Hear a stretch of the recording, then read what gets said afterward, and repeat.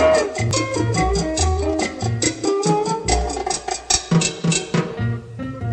high society, high society, high society, high society, high society. Leading medical researchers are coming to the conclusion that marijuana, pot, grass, whatever you want to call it, is probably the most dangerous drug in the United States, and we haven't begun to find out all of the ill effects, but they are permanent ill effects. The loss of memory, for example. This is your brain on drugs. Any questions? Just say no. Just say no.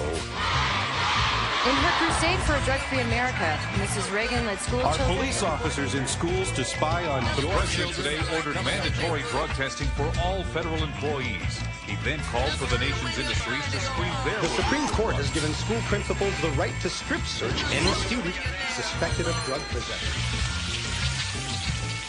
Citing a threat to national security, the president today signed legislation allowing law enforcement agencies to seize property from suspected...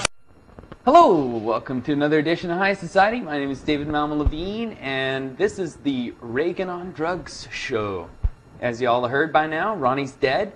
If you believe the born-again Christians, he's burning in hell somewhere, and if you believe the existentialists, he's just returned to the great big nothing that awaits us all. But either way, it's good to take this time to reflect on the imprint he left on the rest of the living world.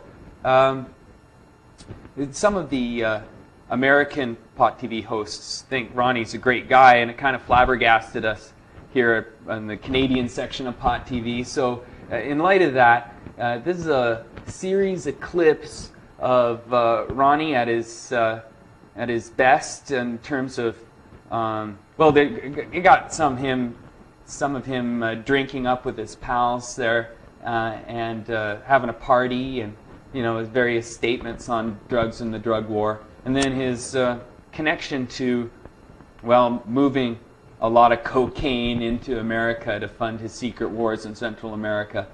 You'll see some clips of that too, and just keep in mind that apart from his big role in the drug war and really kind of boosting it up and increasing the amount of police powers and punishment, he also killed a lot of people just to kind of control regions of the world for that whole world domination trip that he and his friend Tricky Dicky Nixon and Georgie Bush were on. They're all kind of Rockefeller cronies, and they're all into this whole world domination shtick.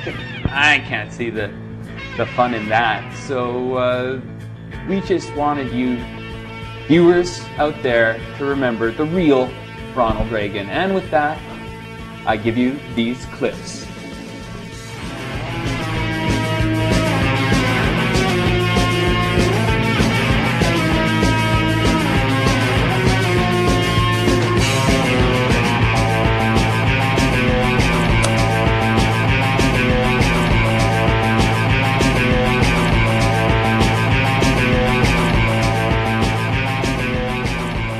Today, there's a new epidemic. Smokable cocaine, otherwise known as crack. It is an explosively destructive and often lethal substance which is crushing its users. It is an uncontrolled fire. First of all, they took all the people who were not case officers and they decided to call them non-employees of the Central Intelligence Agency. There's a federal law stating that if a federal employee breaks a federal law, you have to report him. They were caught on the horns of a dilemma. So first they said, well, all these people are not employees, even though they get CIA paychecks. And then they said, in light of these provisions and in view of the fine cooperation the Drug Enforcement Administration has received from CIA, no formal requirement regarding the reporting of narcotics violations has been included in these procedures. That's black and white evidence of a conspiracy. The Attorney General of the United States just told the CIA director he no longer had to report it when anybody other than a case officer was dealing drugs.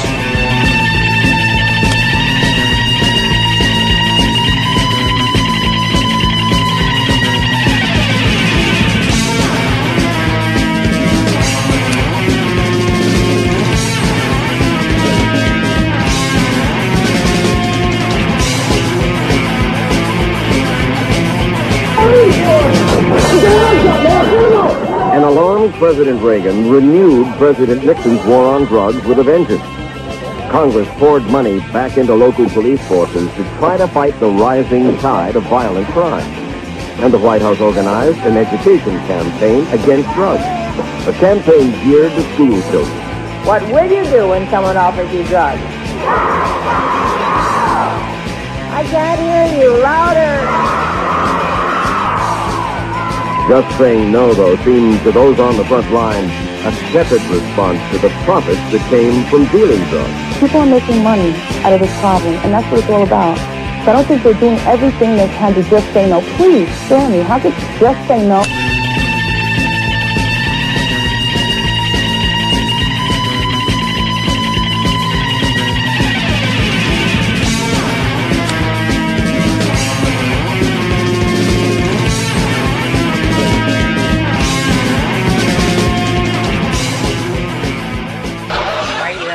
Fine.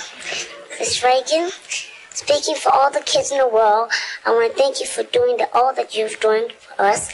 And to stay away from drugs, and get away from drugs so they can grow up with their head on straight.